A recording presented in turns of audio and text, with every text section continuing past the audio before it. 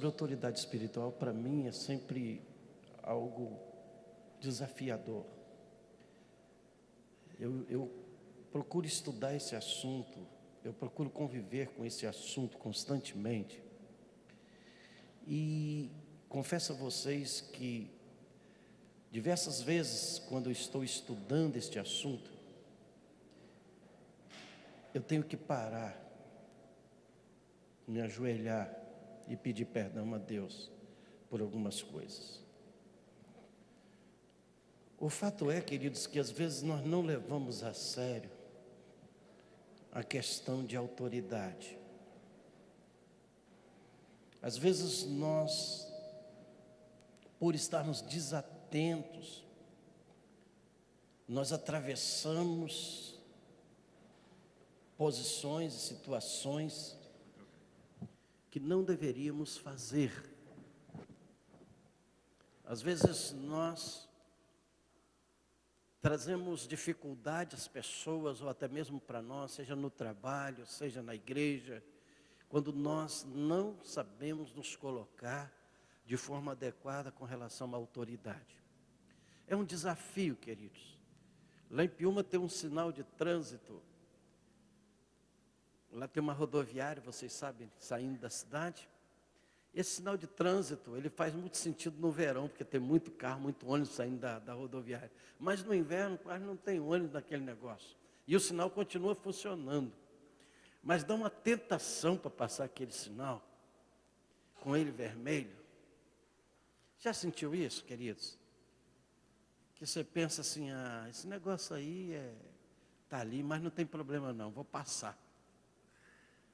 Então é sempre um desafio lidar com a autoridade. Dentro de casa, as irmãs talvez, às vezes ficam no estreito, né?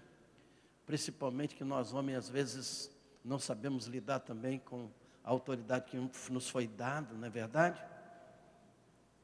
Então esse é um grande desafio. A gente quer falar um pouquinho sobre autoridade e submissão. Ontem eu falei sobre transição da autoridade, que para mim é um dos momentos mais difíceis na vida, é a transição.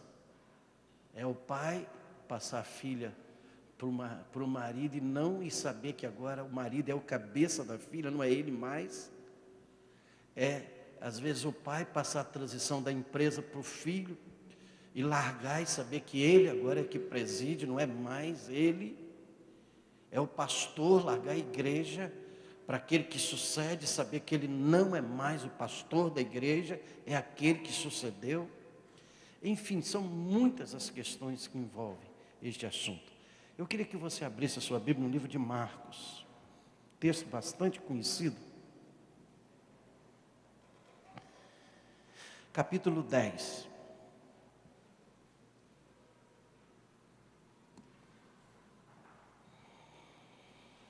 Minha mensagem é muito simples, tá, gente? Não é demorada.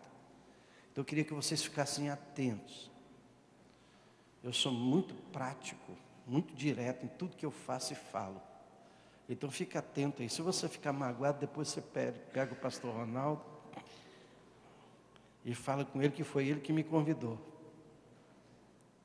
Marcos 10. Na verdade, depois de ler esses versículos, de 35 a 45, eu poderia fechar a Bíblia e ir para casa, porque o ensinamento desses versículos de Jesus para nós é formidável. Amém? Conseguiu aí? Marcos 10, 35. Diz assim a palavra do Senhor. Então se aproximaram dele Tiago e João, filhos de Zebedeu, dizendo-lhe: Mestre, queremos que nos concedas o que te vamos pedir.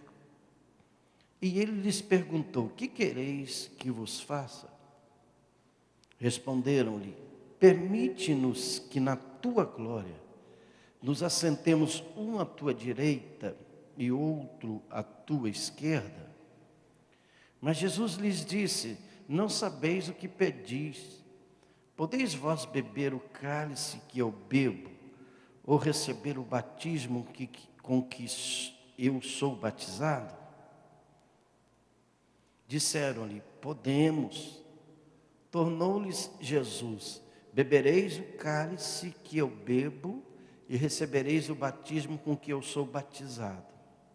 Quanto, porém, a sentar-se à minha direita ou à minha esquerda, não me compete concedê-lo, porque é para aqueles a quem está preparado. Ouvindo isto, indignaram-se os 10 contra Tiago e João. Mas Jesus, chamando-os para junto de si, disse-lhes: sabeis que os que são considerados governadores dos povos têm-nos sobre seu domínio, e sobre eles os seus maiorais exercem autoridade.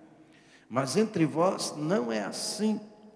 Pelo contrário, quem quiser tornar-se grande entre vós, será esse o que vos sirva. E quem quiser ser o primeiro entre vós, será servo de todos. Pois o próprio Filho do Homem não veio para ser servido, mas para servir e dar a sua vida em resgate por muitos. Amém? Vamos orar? Pai Santo, ministra a tua palavra no nosso coração. Nos abençoa, Senhor. Nos quebrante nesta noite. Retira de nós todo espírito de rebeldia, de orgulho, de vaidade. Faz-nos humildes, Pai, diante do Senhor, diante da Tua obra, Senhor. Ajuda-nos, ó Deus, a entendermos o tamanho daquilo que o Senhor nos chamou para fazermos. Continue abençoando essa igreja, Pai. Eu oro em nome de Jesus. Amém. Estava falando para o pastor Ronaldo que às vezes falar sobre autoridade espiritual e relacionamento é um negócio meio complexo. Porque nem sempre quando nós estamos bem espiritualmente, nós temos facilidade de relacionamento. Depende de com quem estamos, aonde estamos. Na verdade, nesses anos que eu sirvo ao Senhor, às vezes o exercício da obediência a Deus nos coloca à contramão de todos, inclusive do nosso cônjuge. Porque muitas vezes Deus nos pede coisas loucas a fazermos aos olhos dos homens. E que só aquele que Deus pede e que ouve a voz de Deus é capaz de entender e de obedecer aquilo que Deus quer. Quantas coisas que nós vemos na Bíblia, nos grandes homens de Deus, que nós dizemos: esse cara é louco.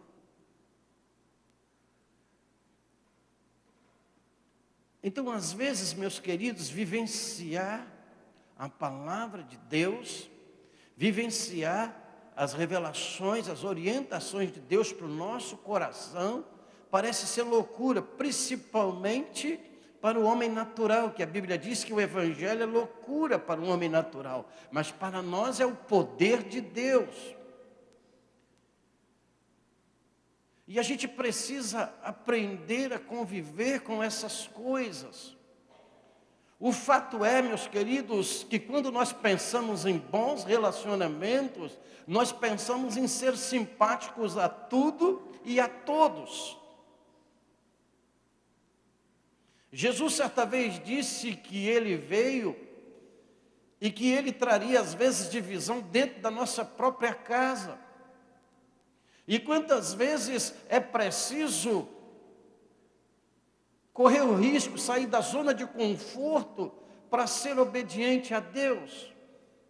Eu não estou dizendo ser mal educado, porque tem sujeito que bate no peito, se eu falar a verdade mesmo, né?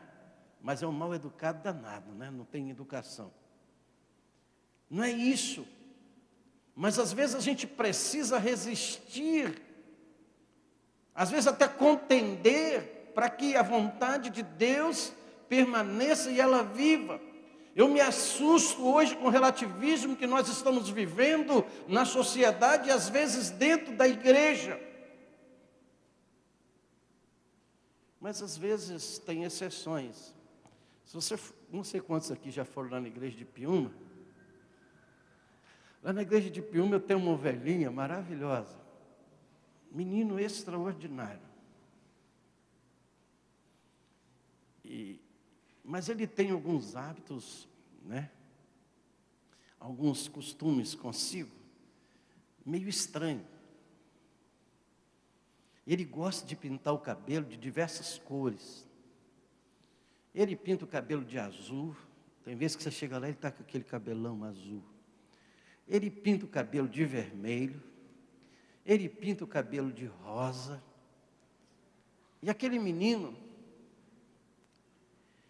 aparentemente é um problema para mim pastorear.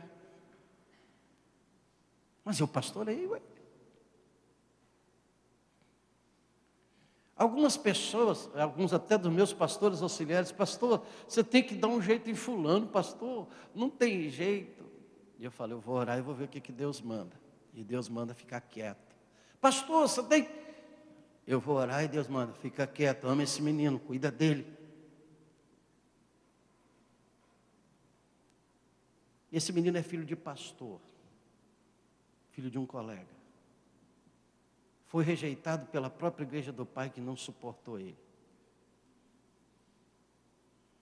E Deus mandou eu amá-lo e cuidar dele.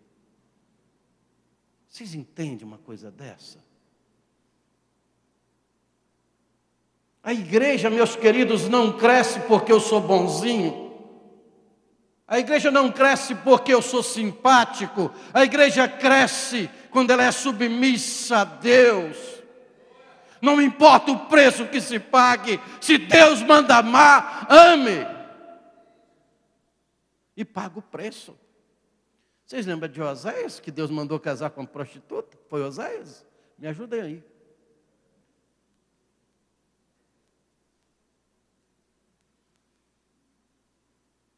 Agora, quem vai julgar Deus?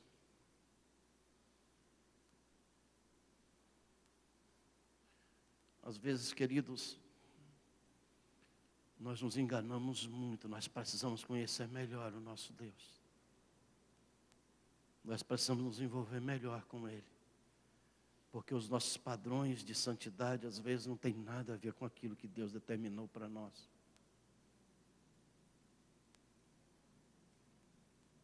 O pedido de Tiago e João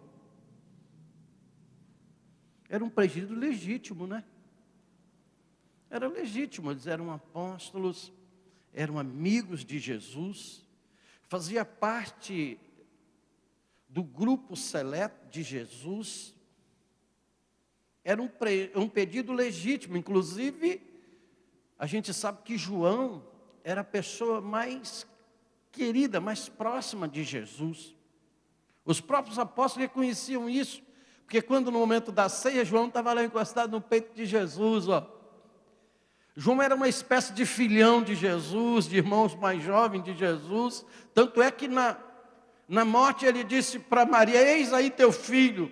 Tamanha era a amizade, a consideração que Jesus tinha com João. E acredito com Tiago também, porque na maioria das vezes ele chamava Tiago para os momentos mais íntimos, para os momentos mais pessoais dele com Deus. Normalmente ele chamava Tiago e João, era legítimo o pedido deles.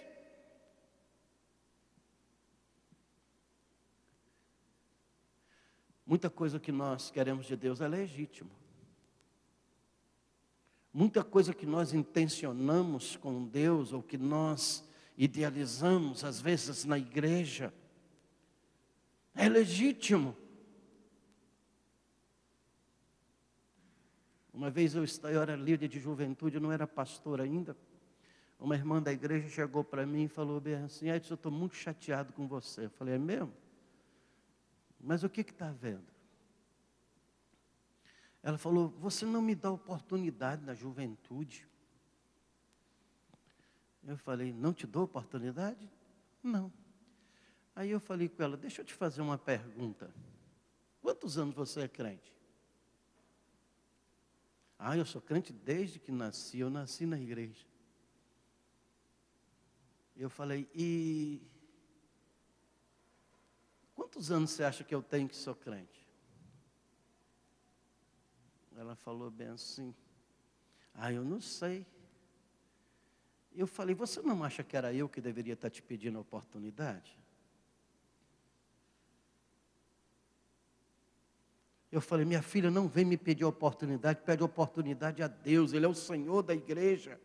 É a Ele que você tem que ir. Se você tem que ficar chateada, fique chateada com Deus, não é comigo não.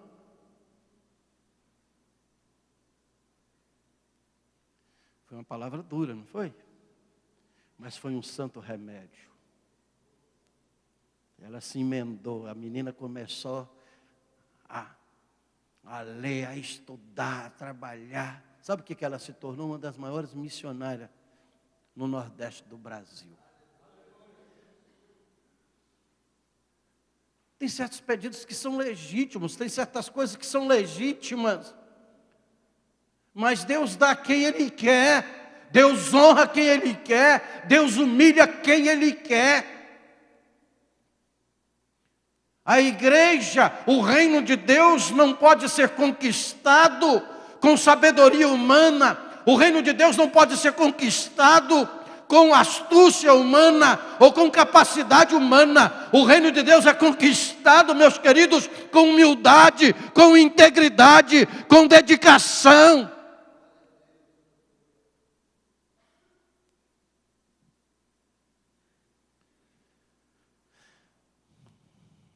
Qual foi a resposta de Jesus? Beber o cálice que ele... Interessante que ele diz, beber o cálice que eu estou bebendo, não é que eu vou beber não, né? Porque às vezes a gente pensa que é o cálice que ele iria beber, que seria a morte na cruz. E que cálice é este, meus queridos? E aqui é que nós precisamos ser cuidadosos. Que cálice é esse que Jesus está falando, que Tiago disse que beberia? O cálice é a obediência irrestrita. Quando Jesus está ali no Getsemane e pede, Pai, passa de mim se for possível esse cálice. Jesus não está falando da cruz. A cruz só teve valor por causa da obediência. Quantas pessoas morreram de cruz com Jesus? Mais duas, né? Um da direita e outro da esquerda. E que valor teve aquilo para nós? Quantas pessoas da história morreram de cruz? Mas por que a cruz de Jesus foi diferente?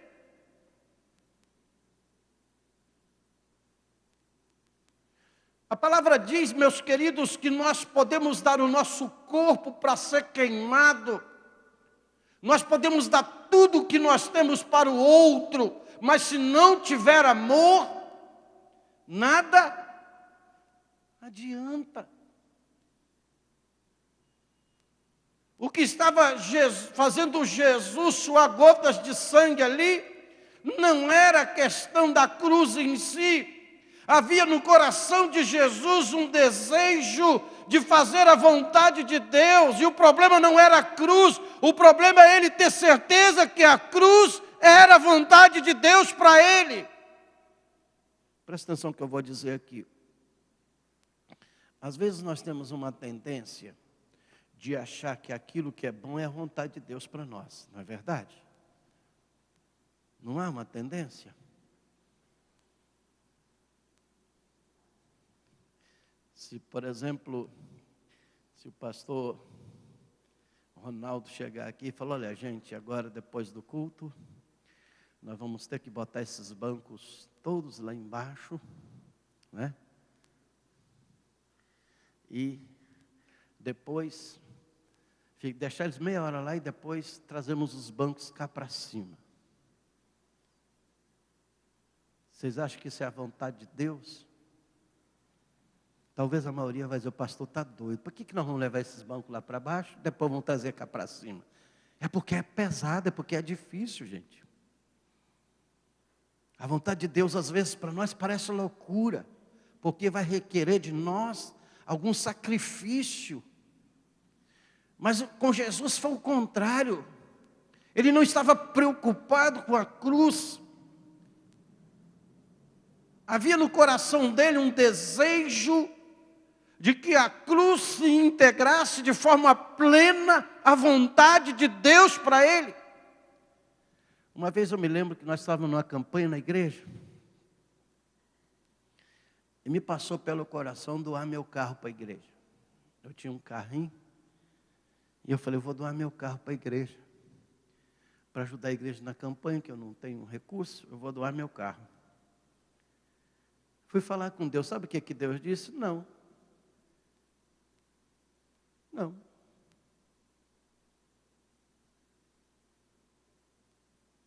Nem sempre aquilo que você pensa que é bom e que é certo é vontade de Deus. E quantas vezes nós erramos nisso?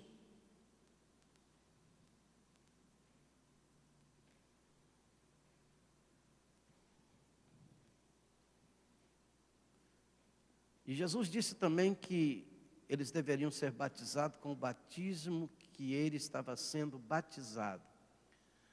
Se ele estava sendo batizado, logo não era o batismo na água, que ele já tinha sido batizado. E que batismo é esse? Jesus estava falando de sua morte redentora. Tiago e João morreram pelo Evangelho, servindo a Jesus. Tiago morreu cortado ao meio, né? E João morreu no exílio, na prisão. Eles morreram. Jesus falou, vocês verdadeiramente vão morrer pelo Evangelho. Mas a morte deles, a morte de Pedro, a morte de qualquer um dos apóstolos, dizem que Pedro foi crucificado de cabeça para baixo, não é verdade? A história diz isso. Mas a morte deles não tem significado da morte de Jesus. Aí que está a questão. A morte de Jesus, meus queridos, foi uma morte redentora. Foi uma morte com um propósito extraordinário. Por isso Satanás investiu de tudo para impedir que Jesus morresse naquela cruz. Satanás não queria aquilo. Satanás queria que Jesus corresse. Satanás queria que Jesus fugisse da cruz.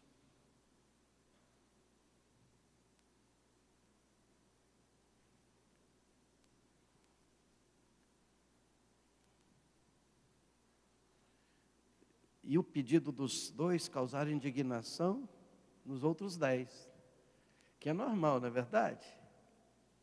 Tanto o pedido era normal, quanto a indignação era normal. Que normalmente é o que nós fazemos, não é verdade? Quando você está na fila do banco, outro dia eu tive um teste de paciência. Olha que eu não sou muito paciente, hein? Com algumas coisas. Com outras eu sou bastante paciente. Você já viu aquelas pessoas, e eu gosto de fazer, eu gosto de passar pelas normas. Eu não gosto de furar fila, eu não gosto dessas coisas. Não é legalismo não, tá? Graças a Deus eu não sou legalista. E eu estava com meu filho na fila de banco, e banco é um negócio chato, né? Mesmo que eles ponham aquelas cadeirinhas lá, é complicado. Aí chega aquelas pessoas que às vezes a maioria não é irmã, né? Pode ser irmã também. Com um filho de quase 5 anos no colo, né?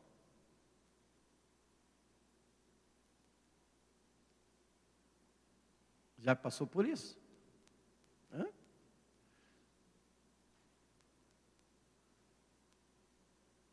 Aí tem preferência, claro, né? Criança no colo. Mas até aí tudo bem, não tem problema nenhum. Amém, glória a Deus, aleluia. Fica calmo, meu filho. E eu falei, meu filho, presta atenção no que vai acontecer.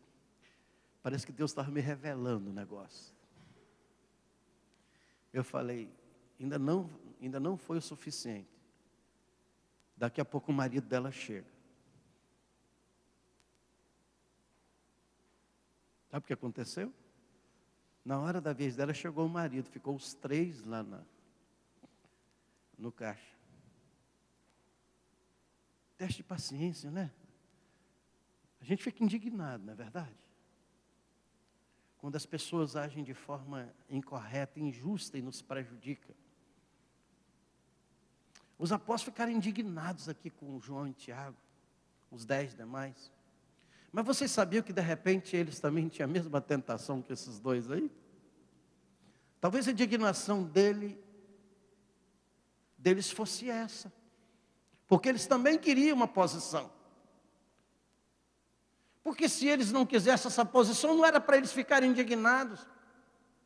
Está igual a parábola do filho pródigo, que o filho que saiu talvez era tão bom quanto o que ficou, né? O que acontece conosco, meus queridos, que muitas vezes as nossas crises, as nossas dificuldades é porque, às vezes, o irmão está agindo do mesmo jeito que nós gostaríamos de agir com relação à posição.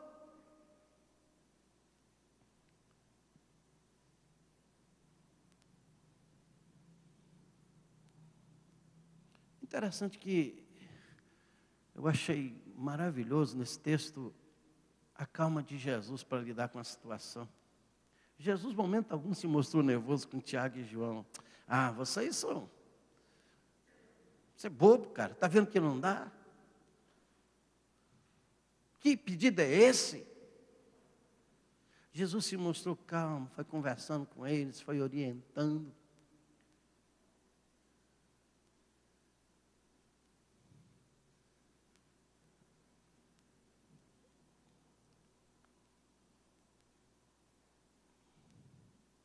E é muito importante, queridos, que a gente entenda uma coisa. Sabe como eu comecei a trabalhar na igreja? Aliás, eu aprendi uma coisa com meu pai. Meu pai era um homem alto, de 1,88 m, quase 1,90 m. Meu pai era de cor branca. Ele era descendente de português. Minha mãe, que era uma cabocla linda, filha de negro com índio. E meu pai era muito severo. Meu pai, por exemplo, ele nunca arrancou o bigode. O dia que eu arranquei meu bigode, eu já era casado. Ele quase me bateu. Ele falou, por que você arrancou o bigode? Eu falei, pai, eu agora vou ser consagrado pastor, e eu tinha um bigodão. Meu bigode fecha muito meu semblante. Eu vou arrancar o bigode, porque não fica bem um pastor com um ar severo. Não, você não devia ter cortado seu bigode. Não, homem que é homem tem que ter bigode. Meu pai tinha essa cabeça. Tinha essa cabeça. Meu pai era um homem extraordinário, inteligentíssimo, pai de 16 filhos. Trabalhador, honesto toda a vida. E daquele tipo de homem, eu nunca vi meu pai dar um beijo na boca da minha mãe, por exemplo. Ficou casado com ela há mais de 60 anos. Eu nunca vi. Não é? Nunca vi. Eu nunca vi meu pai abraçando a minha mãe assim de forma carinhosa, aquela coisa toda. Nunca vi. Eu nunca vi meu pai no dia do aniversário da minha mãe trazer um buquê de flores para ela e dizer, meu amor, eu te amo. Meu pai não era disso. Mas ele amava minha mãe, tanto é que ele morreu casado com ela. Meu pai, se ele não fosse macho de verdade, ele abandonava a casa. Gente, 16 filhos. Sabe o que é isso? Eu tenho 2.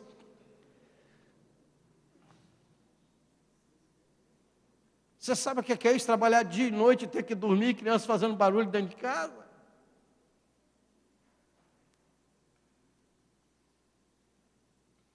É porque ele amava a gente, amava a minha mãe. E um dia, eu vi meu pai no quintal, nós tínhamos uma chácara. Meu pai colhendo flores. Eu falei, opa, a primeira vez eu vou ver meu pai oferecer flores para minha mãe. E meu pai começou a colher flores na chácara, flores silvestres, rosas. E ele amarrou aquilo direitinho, fez um buquê. Sabe para que meu pai fez isso? Para enfeitar a mesa da igreja. Foi aquele homenzarrão com aquele buquê de flores lá na mesa da igreja. E enfeitar a mesa da igreja. Eu aprendi com meu pai. Eu sempre gostei de chegar cedo na igreja. Até hoje, normalmente, eu saio, eu trabalho de manhã, de tarde e de noite. Na igreja. Todo dia. E dia de culto, eu chego pelo menos 1h30 para orar antes na igreja. É porque eu não trabalho em casa não, tá, gente? Eu não atendo ninguém na minha casa. Em casa eu sou pai, eu sou marido. Eu sou pastor na igreja. Nunca confundi uma coisa com a outra. E as pessoas também não me acham em casa, então, dificilmente elas me procuram em casa. Elas me acham na igreja. Eu sou apaixonado com igreja. Eu amo estar na casa de Deus. E eu aprendi isso desde cedo com meu pai. Meu pai era muito rigoroso com o horário. Sabe o que eu fazia? Meu primeiro serviço na igreja, ninguém pediu para fazer, o pastor não pediu. Eu chegava mais cedo, lá em Itacibá tinha uns minérios da Vale Rio Doce, e dava uma poeira preta. Eu ia limpar os bancos da igreja. Porque me preocupava alguém chegar e sentar e sujar a roupa. Um visitante sentar e sujar a roupa e sair emborrecido da igreja. Sabia aquelas coisas que ninguém queria fazer na igreja?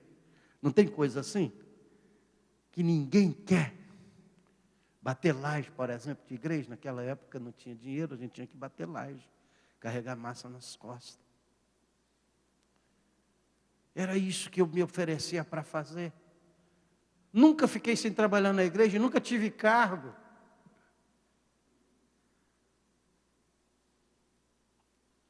É isso que Jesus está propondo para nós. Nós não precisamos de posição para trabalhar.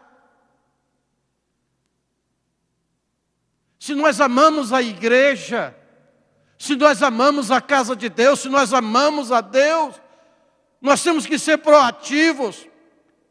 Nós temos que ficar preocupados se tem um copo no corredor. Eu falo lá na igreja que eu tenho temor até na hora de usar o papel higiênico na igreja.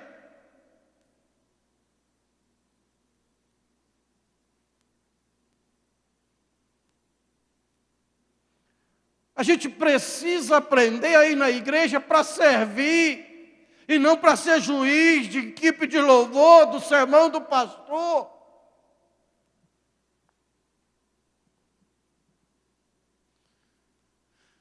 Nunca quis posição. Aliás, tive poucas posições. Não queria ser pastor também, não. Eu era muito feliz servindo, sem ser pastor. Deus me comissionou para o ministério. Eu lutei 10 anos para ir para o seminário. O ensinamento de Jesus, quem quiser ser grande, que sirva.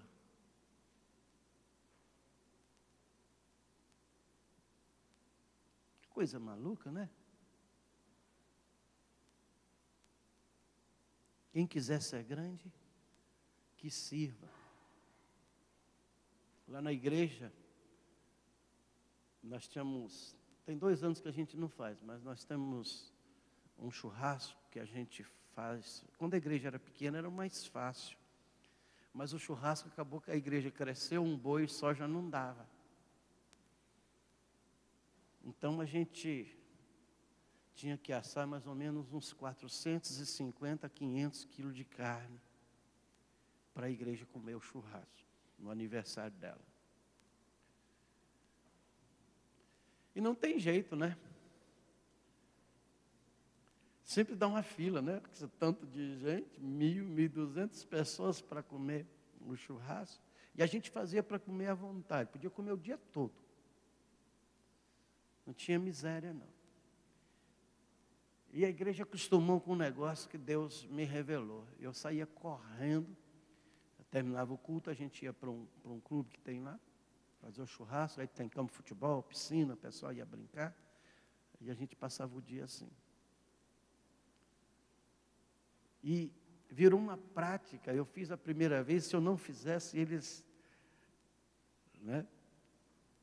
Eu pegava um pratinho de carne, ia para a fila, servia os que estavam na fila para eles. Eu falava que era o pedacinho da paciência. Pegava, enchia um prato de carne, ia na fila, é como uma ceia, né?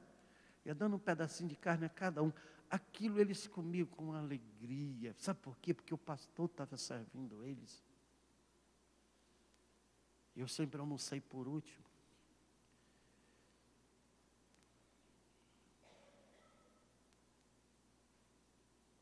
Você quer ser grande, filho? Começa a servir. Veja aqueles que são necessitados na igreja. Eu pegava a lista de pessoas que estavam com problemas, que não ia à igreja, e eu visitava todos. O pastor não me pedia isso, não. Eu evangelizava. Teve um ano que eu fiz uma meta com um grupo que a gente tinha na igreja de ganhar 500 pessoas para Jesus naquele ano. Não era pastor, não. Eu trabalhava de segunda a sábado, de 7 da manhã às 7 da noite, e estudava à noite. Sabe que hora eram as minhas reuniões? Terminava às vezes, começava depois da escola, 11 horas, e terminava 2, 3 horas da manhã, reunião com os jovens.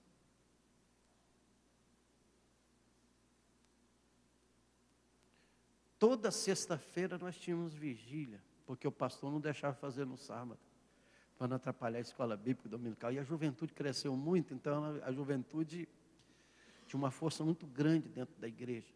Nós tínhamos mais de 300 jovens na igreja. Aí a gente fazia a vigília de sexta para sábado. Eu fazia a vigília nós fazíamos uma vigília das 22 às 5 da manhã, saía direto para ir trabalhar.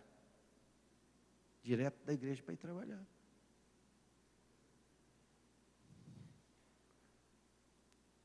Ganhava alguma coisa? Não, não fazia para isso. Vocês estão me entendendo, queridos? Quem está me entendendo, diga amém.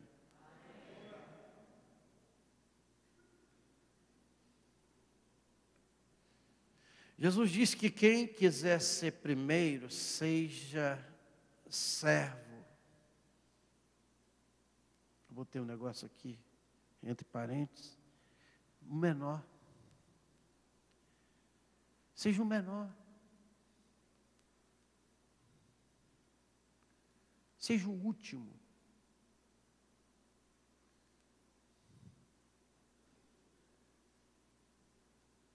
E ele termina dizendo: eu vim para servir e dar a vida em resgate de vocês.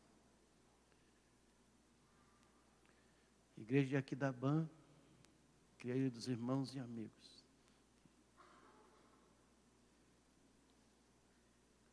precisamos ser submissos à vontade de Deus. Presta atenção que eu vou dizer, eu já estou encerrando. Ninguém faz a vontade de Deus sem ser submisso a Ele.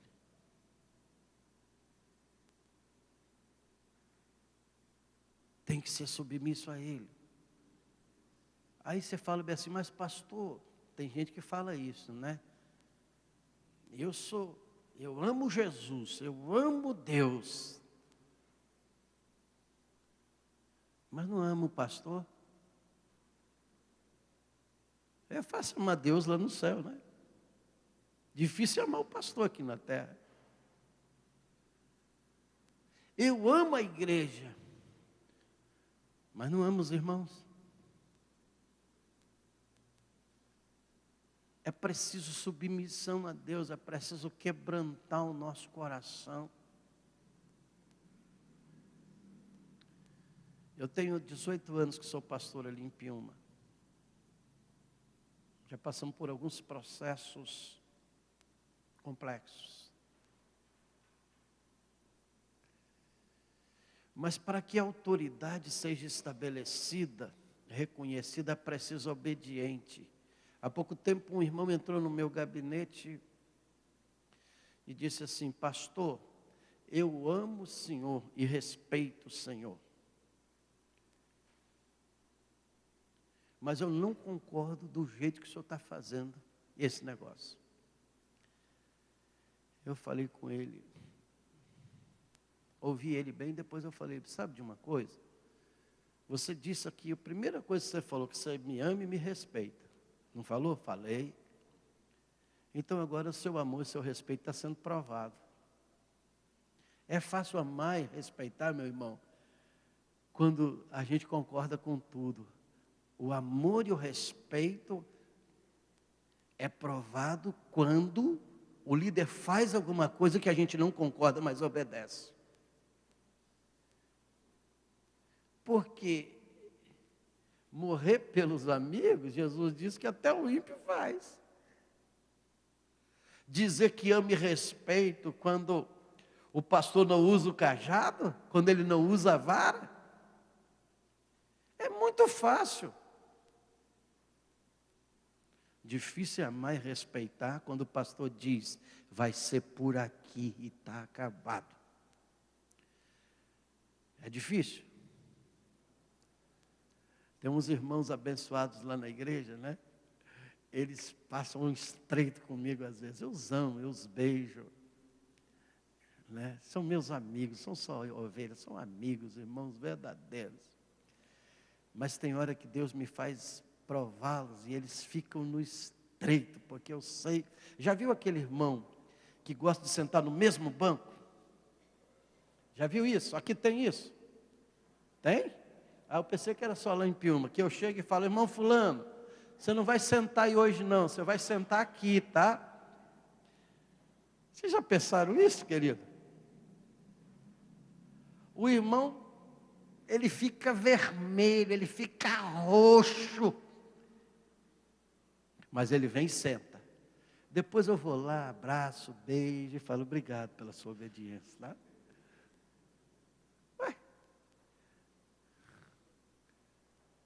É fácil obedecer quando o nosso orgulho, a nossa vaidade não está em jogo.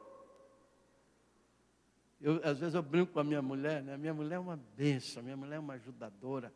E ela tem uma vivacidade, meus irmãos, que ela me dá um couro. Mulher trabalhadora, mulher firme no Senhor. Aí tem hora que ela é tentada. Ela queria que ela estivesse aqui. Ela não gosta que eu fale essas coisas, não. Mas tem hora que ela vem com as coisas, eu falo bem assim: Marilene, você já me falou isso. Já, mas Marilene, você já me falou isso. Não, mas eu estou querendo te ajudar. Eu falo com ela bem assim: então você me faz um favor? Me faz um favor? Me ajuda onde eu preciso, não onde você quer. Não é assim que nós somos? Às vezes chegam uns irmãos lá perto de mim, eu estou naquela batalha, ele fala: pastor, conta comigo, tá?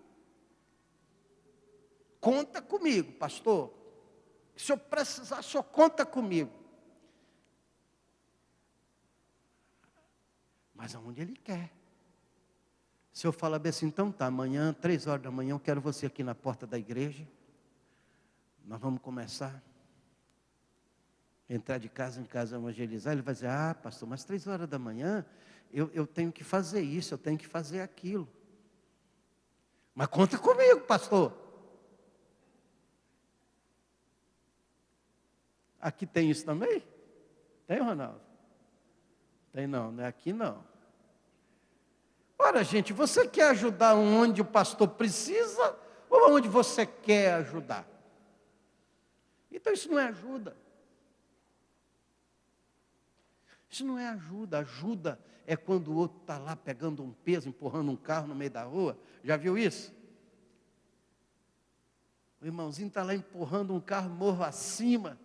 Aí você sai do seu carro, encosta ele e vai lá ajudar o irmão a empurrar o carro de morro acima. De morro abaixo não que é fácil, é de morro acima.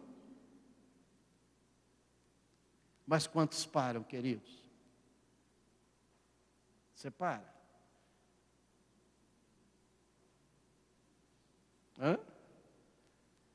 Aconteceu lá em Valadares, eu fui pregar, fazer uma conferência, estava eu e meu genro, ele foi pregar para os jovens, eu fui pregar para a igreja, e tinha um sujeito com um carro quebrado na rua lateral, e a gente chegou atrasado na igreja, querendo entrar, e o cara com o carro lá, e uma mulher, tinha que empurrar o bendito do carro. Que coisa difícil, querido, você de terra, empurrando um carro no meio da rua. E o infeliz do carro não pegava de jeito. Tem carro, você dá um trancozinho, né? Ele pega. Agora tem uns que você tem que empurrar quase na cidade inteira para ele pegar.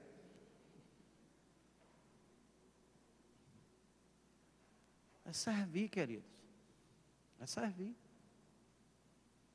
Eu acho que já passei da hora, né? Presta atenção que eu vou dizer a vocês. Relacionamento se faz com submissão, com humildade, com amor.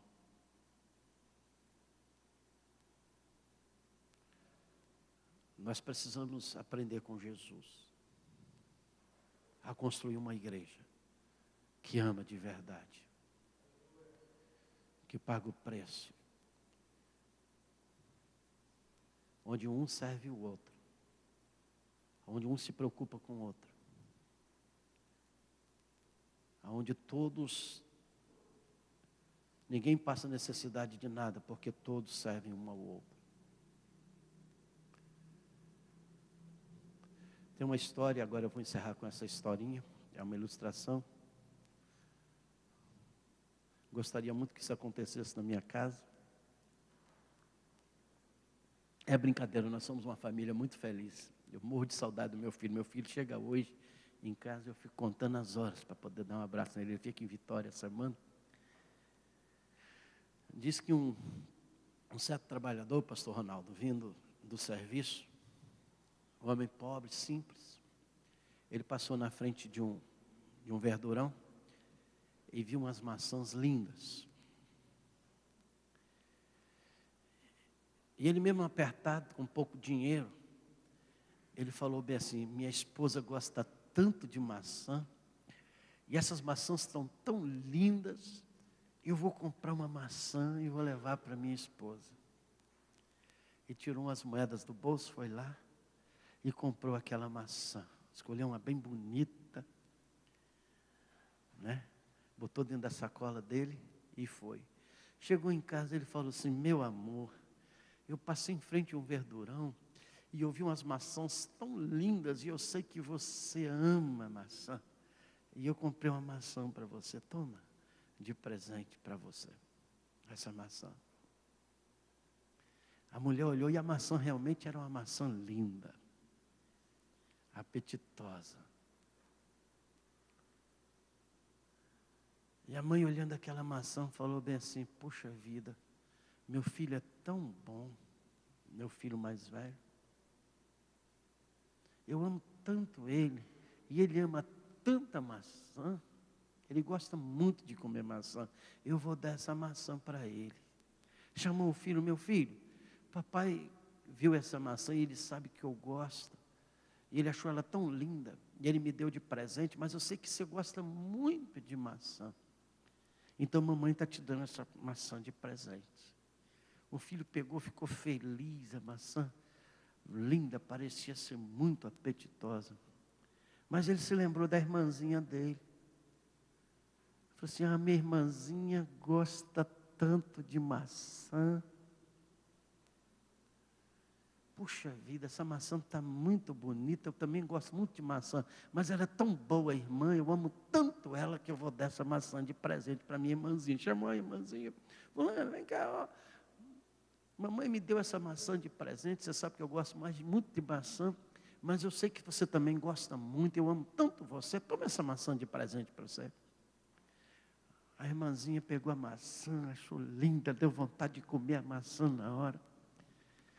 Mas ela parou e pensou, papai trabalha tanto, papai ama tanta gente, eu amo tanto papai, eu sei que ele gosta de maçã, eu vou dar essa maçã para o papai. E acabou a maçã voltando para a mão do pai. Queridos, nós precisamos olhar para o outro, considerar o outro. Uma palavra às vezes de elogio, seja em casa, seja na igreja. Eu conheci um irmão em Valadares, um médico famoso, e a esposa dele também médica.